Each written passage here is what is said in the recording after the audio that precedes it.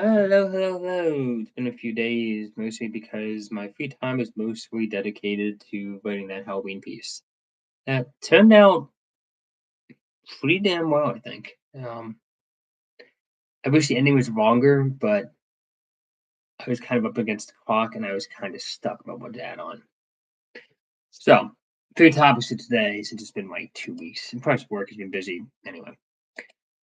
State of play, Virginia and guilds. So, the state of play. It's been 2 weeks, so my opinion on what the state of play is Republicans versus Democrats right now. Um, there's a few different things going on at the same time. One, there's a cultural moment right now of being against wokeness. Like a few things have happened. So I went to the Crab Cake Festival over the weekend and they played the song Dude Looks Like a Lady. I feel like that wouldn't have happened a year ago. I feel like nobody would have played that song in public anyway. It's kind of making fun of it a little bit. Other thing, the guy next to me at the coffee shop this morning. So every Wednesday I go to this kind of. Well, at this point, I think I have to say redneck bar. And yeah, the guy next to me dropped the N bomb. I don't think that would have happened a year ago. So you just see a lot of different situations where people becoming less uptight about what language you can and can't use. Sometimes in good ways, sometimes in bad ways. But the woke moment seems like it passed. So that's going towards Republicans. Um, it does seem like honorable men are going white. And I think it's kind of this whole. I'll talk about this later, but there's a whole situation where this VTuber Emmy got harassed, assaulted at a church con. Then it turns out she was also in a very abusive relationship with another Roblox streamer. So right now the vibe seems to be that left wing guys are abusive, which has always been true, but maybe it's coming out now that those are the types of people they are. Conservative guys, frankly, don't have enough game to be abusive. They're just not. They're just honorable. We don't manipulate. I'd probably put that in the worst possible way, whatever. So men are going right, and I think women will eventually follow, maybe not economically, but in some ways. So that's all going for the right. The thing is though, is that we're in an economic bubble. I think most people agree with that, and it's probably an AI bubble. So whenever it pops, it's going to hurt Republicans because Republicans are the party in power right now. It's going to hurt us a lot. And despite everybody keeps saying, it was close this past election. Despite the fact that we were going against probably the weakest Democrat candidate in 50 years. It was close. So whenever that bubble pops, it's probably going to hurt Republicans. I think they should get ahead of this. The way you would get ahead of this is you would have a faction of the right go left a lot in disagreement with their party. These would be people who are like, we like Trump, we like MAGA, but we need more economic populism. And they would say, raise taxes, regulate Wall Street, so on and so forth.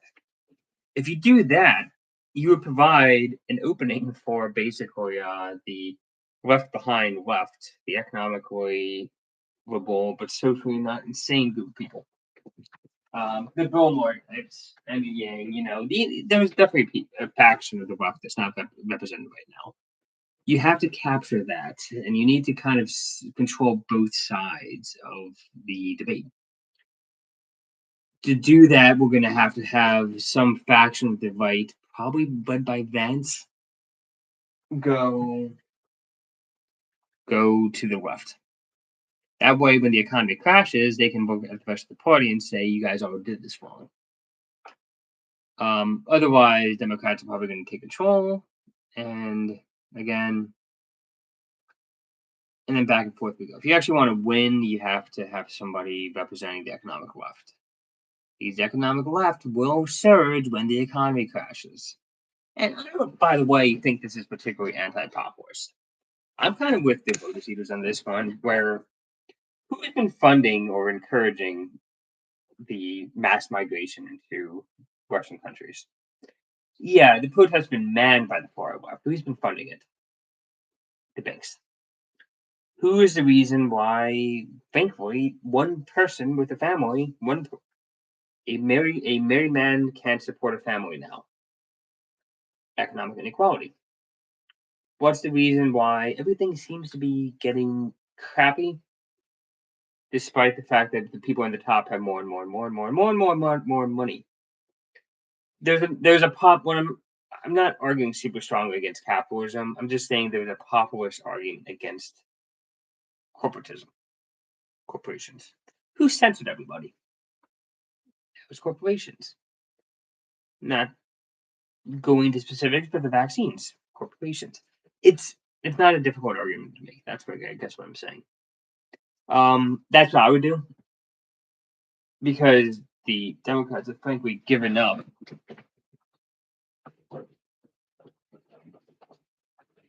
Have frankly given up the fight for the economic left, and they are caught by social issues, and they don't seem to have any inclination of going attacking back to the center on social issues.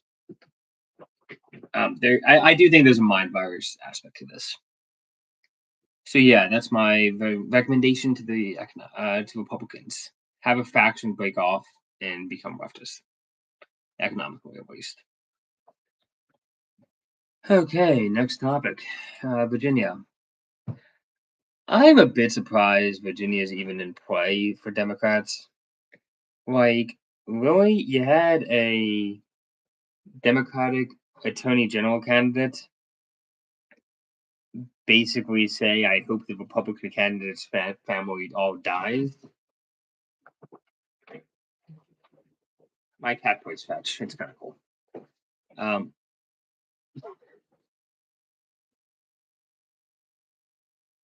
that should be disqualifying. Like everybody who complained about Trump breaking norms and still supports this Attorney General guy can kindly shut the f up.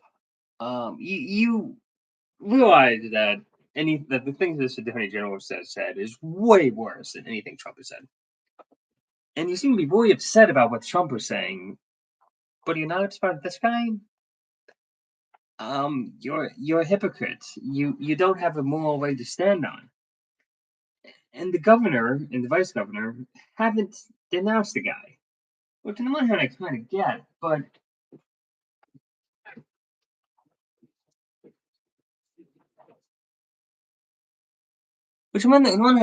get, but why would anybody vote for somebody like that? And also, there's the fact that the Virginia left wing seems to be absolutely insane. Like the Virginia left acts like the Maryland left. Virginia is not Maryland. Maryland is a far left social pit. Of course, we have social left politicians. That makes sense, kind of adds up. Virginia is not. Virginia is a centrist state. And the Republican Party in Virginia is pretty centrist, to be honest. And the Virginia Democratic Party is super, super far left. I don't understand how Virginia is close. And all I can say is that maybe there's like a combination of ancestral Democrats plus the whole mess around DC. Northern Virginia is really that far left. I guess. I don't understand how that's close. Obviously, I'm rooting for Winsome to win. Because I think she'd be a competent governor from Virginia who would represent it well. I think at some level, our government should represent its people, the people who are under that government. That's why I'm not super upset about something like AOC because, frankly, she represents liberal Manhattanites. Mamdani, I don't think is a good representative of even liberal New Yorkers, but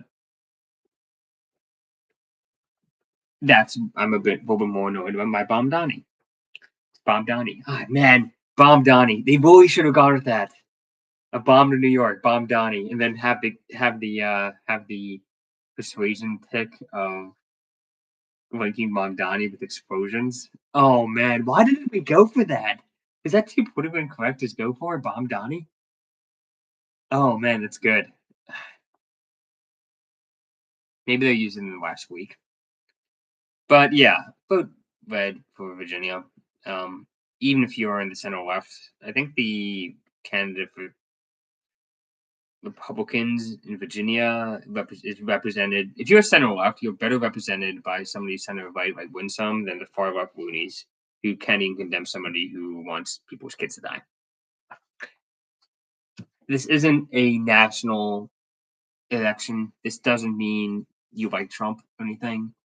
This means you want somebody sane for Virginia state politics. Now, I spend a good amount of time in Virginia with work, so I'd rather the state be run competently, especially because there's a good chance my sister moves there too. So I don't want crazies there, sorry. Okay, final topic, guilds. So something Russell Brand says is he's like, we need to have new ways of seeing the world, of organizing people, of seeing each other. And he's a very bad messenger for that because frankly he spent like 20 years high on drugs and a bunch of orgies.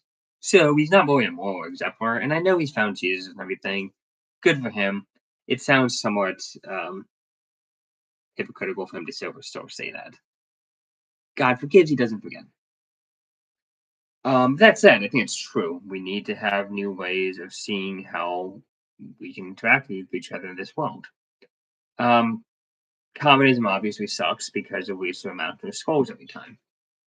Plus, it tries to enforce equality, which is actually impossible because equality doesn't exist. Some people are more competent, smart, capable than other people. That's just a fact. I think the Slavs got the closest anybody's going to get to effective communism. Um, it's not going to work for anybody else. That said, capitalism obviously has problems too. If you see the price of gold, the real value that people have in salaries versus their actual wages, there's a disparity there. If you look at actual economic indicators, people aren't any wealthier than they were 50 years ago. Meanwhile, the people at the top are more and more and more. But that's not really the problem. The problem isn't that people don't make enough money, even though that's part of it. The problem is that people don't feel secure in the amount of money they make. Let me explain. Let's say somebody makes $200,000 as a software developer, and you think, oh, this person can go buy a house, have a family, all that kind of stuff. Except they can't, or they don't feel like they can. 200,000 they probably can.